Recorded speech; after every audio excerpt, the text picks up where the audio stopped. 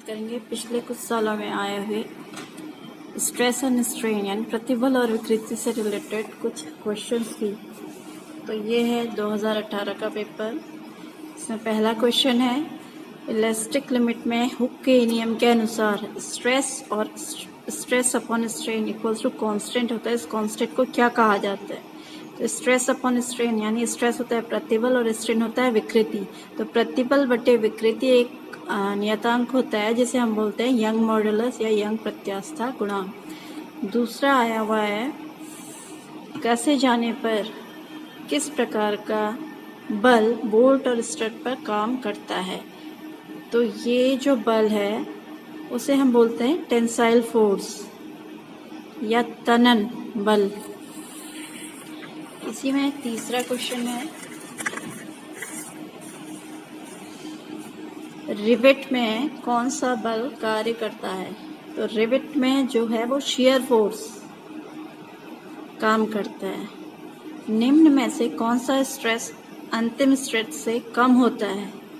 तो अंतिम स्ट्रेस मतलब जिसे हम अल्टीमेट स्ट्रेस बोलते हैं या अंतिम प्रतिबल बोलते हैं। तो इनमें से वर्किंग स्ट्रेस जो होता है वो अल्टीमेट स्ट्रेस से कम होता है।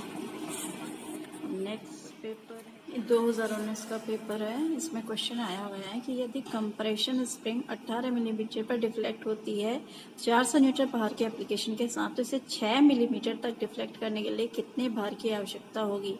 यानी अगर किसी स्प्रिंग पर 400 न्यूटन का भार लगाया जाता है तो 18 mm डिफ्लेक्ट होती है, उसकी लंबाई में चेंज जो आता है। तो उसकी लंबाई में 6 मिलीमीटर का चेंज लाने के लिए हमें कितने भार की आवश्यकता होगी?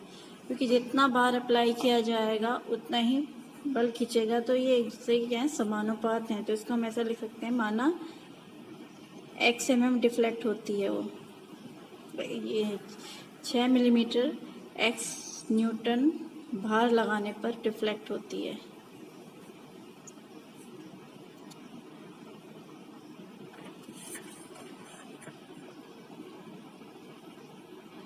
तो भार का रेशो भार था पहले कितना था, 400 न्यूटन। 400 न्यूटन का x न्यूटन से पहले 400 न्यूटन लगाने पर ये 18 mm डिफ्लेक्ट हो रही थी। तो 18:x न्यूटन लगाने पर 6 मिलीमीटर डिफ्लेक्ट होगी कह रहे हैं हम। तो यही आ जाएगा 400 बटे x इक्वल्स टू 18/6, 6 3 18, या x इक्वल्स टू 400 बटे 3, 3 कम 3, 3 3 9, 3 3 9, 3 3 9, तो 133.3 न्यूटन। तो ये वाला ऑप्शन करेक्ट बनेगा इसका। अगला क्वेश्चन है, यदि कोई स्टील वायर तनाव में 3 मिलीमीटर के व्यास पर 50 किलोग्राम भार के साथ लगाई जाती है तो स्टील वायर में उत्पन्न तनाव क्या होगा? यानी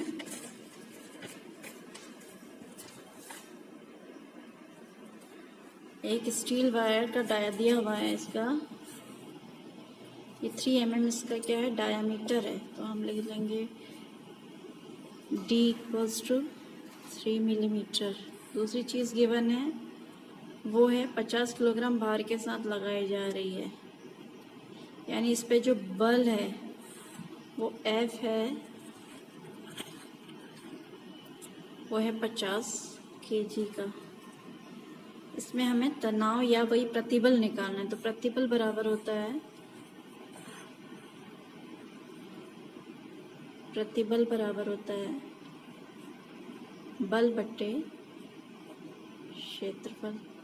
अब यहाँ इसका डाया गिवन है 3 mm, तो क्षेत्रफल होता है A इक्वल्स टू डाया के अकॉर्डिंग हम निकाल सकते हैं πr², क्योंकि D 3 mm है और हमारे ऑप्शन किस में है, kg पर मिलीमीटर स्क्वायर में ऑप्शन दे रखे हैं। तो हमें इसके व्यास को चेंज करने की, यूनिट को चेंज करने की ज़रूरत नहीं पड़ेगी। तो यहाँ हम निकाल सकते हैं A इक्वल्स टू πr² से 22/7 गुणा R आ जाएगा 3/2 मिलीमीटर। तो 3/2 इंटू 3/2 या ये आ गया 22/7, 2 से ये 11 बार कट गया, 99/14, 99/14 मिलीमीटर स्क्वायर।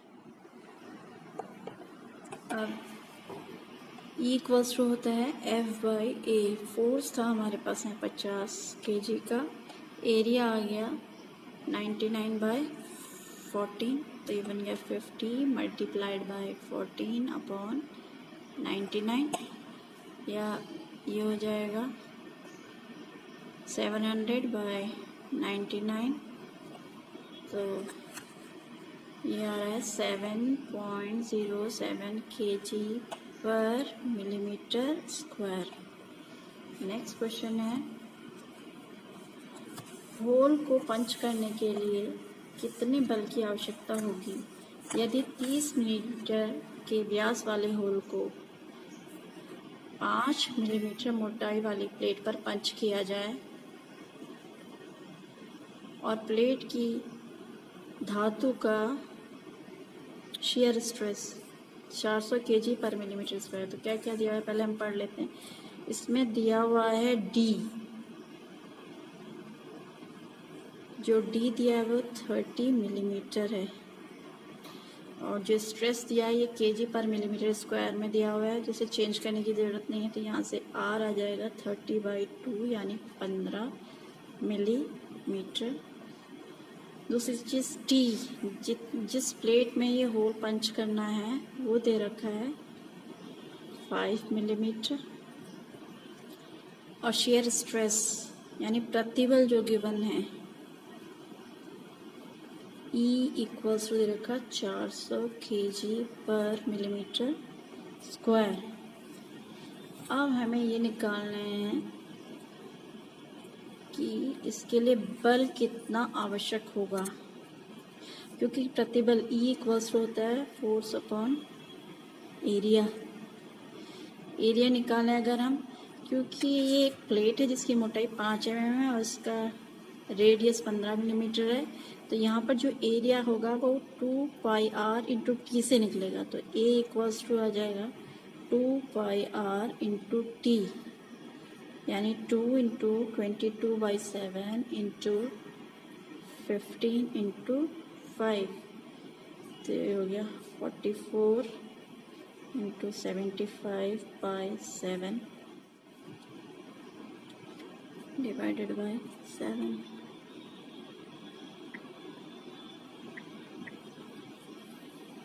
ये अभी से मैं ऐसे ही रखना अगर, तो ये आ जाएगा मिलीमीटर स्क्वायर। अब E इक्वल्स टू F/A में रखा हमने।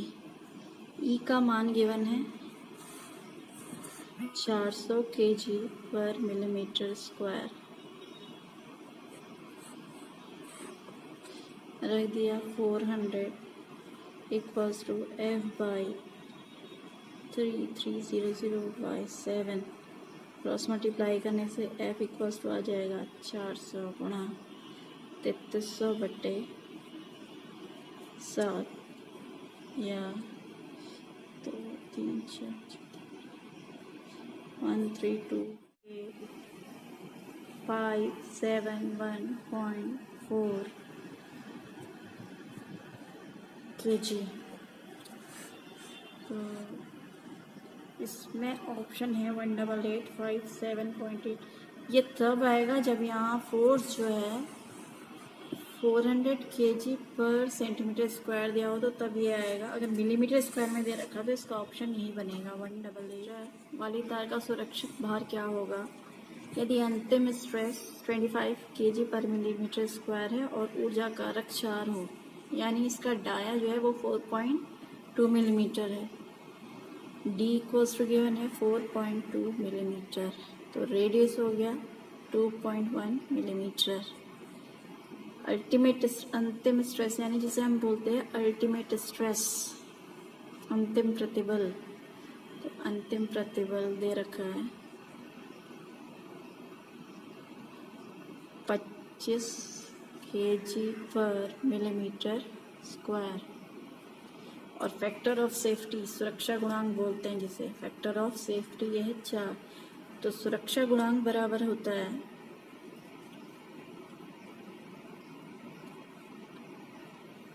अंतिम प्रतिबल बट्टे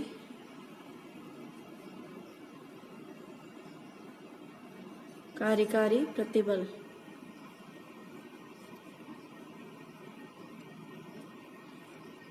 इसमें रख दिया तो ये तो आ गया 4 इक्वल्स टू अंतिम प्रतिबल दे रखा है 25, कार्यकारी प्रतिबल आ गया। क्रॉस मल्टीप्लाई करने से कार्यकारी प्रतिबल आ जाएगा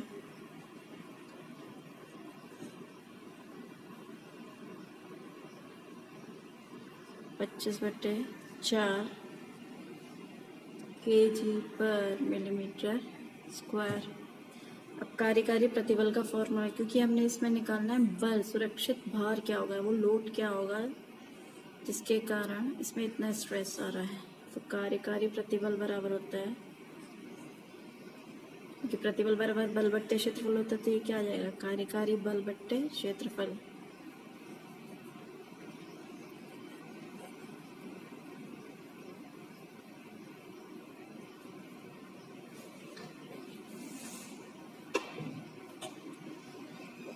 अब कार्यकारी प्रतिबल तो हमारा है 25/4, कार्यकारी बल हमने निकालना है,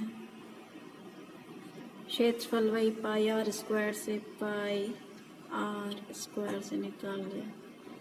तो 25/4 इक्वल्स टू बल हमने कैलकुलेट करना है, पाई की जगह में आ गया 22/7, आर दे रखा 2.1 इंटू 2.1। अगर बल मैं कैलकुलेट करूँ तो ये सारा क्रॉस मल्टीप्लाई में, जो यहाँ डिवाइड में है वो मल्टीप्लाई में जाएगा, और जो यहाँ ऐसे है इधर मल्टीप्लाई में चला जाएगा, और ये 7 डिवाइड में चला।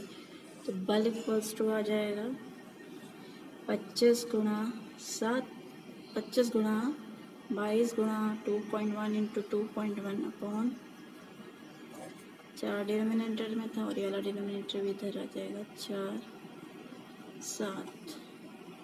इस तरीके से 73.25/2, 2 8 का 16, 2 6 का 12, 2 6 का 12, 2 2 का 4 एंड 2 5 का 10 kg, यानी 86.625। तो ये सी ऑप्शन। नेक्स्ट क्वेश्चन में दिया हुआ है शाफ्ट का व्यास क्या होगा यदि लगाया गया बल 425 किलो न्यूटन हो और कंप्रेसर बल 8.5 न्यूटन पर मिलीमीटर स्क्वायर। डी निकालना है हमने।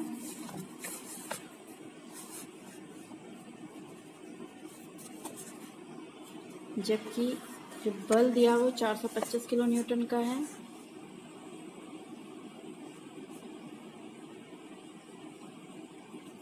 और प्रतिबल जो है वो दिया हुआ है 8.5 न्यूटन पर मिलीमीटर स्क्वायर। 8.5 न्यूटन पर मिलीमीटर स्क्वायर। अब जो बल है वो तो किलो न्यूटन में है, और प्रतिबल वो न्यूटन पर मिलीमीटर स्क्वायर। तो किलो न्यूटन को न्यूटन में चेंज करेंगे। 1 किलो में होते हैं 1000, तो ये 1000 से गुणा कर दिया इसको, इतने न्यूटन बन गया है। अब प्रतिबल बराबर होता है बल बट्टे क्षेत्रफल। प्रतिबल की जगह में रख दिया 8.5 इक्वल्स टू 425 इंटू 1000 बाई क्षेत्रफल होता है पाई आर स्क्वायर, रख दिया। तो पाई आर स्क्वायर इक्वल्स टू हो जाएगा, ये इधर आ जाएगा तो 8.5 नीचे, 425 गुणा 1000 बट्टे 8.5। सो आर स्क्वायर है 425 गुणा 1000 बट्टे 8.5, और पाई नीचे लाए तो पाई खुद की वैल्यू होती है 22/7, तो ये 7 ऊपर चला जाएगा। इस तरीके से अगर हम इसे कैलकुलेट करें 2975 R square equals to 15909.09, so R is 126.13, और D जो होता है रेडियस का डबल होता है, तो इस तरीके से आता है 252.26 mm। the pain.